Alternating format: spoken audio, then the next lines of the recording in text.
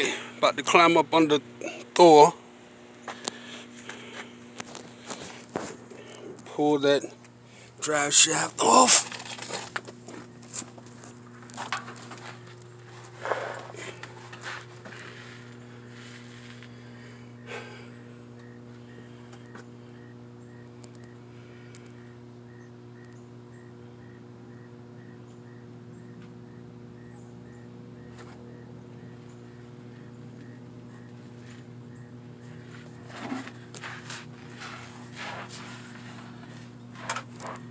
Show you why. See that right there? This is why this front drive shaft have to come off. It's gonna eliminate my four-wheel drive for now, but as soon as I take it off, I'm gonna replace it. 10mm.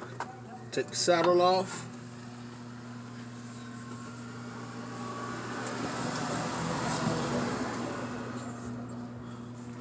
Get a little bit further back.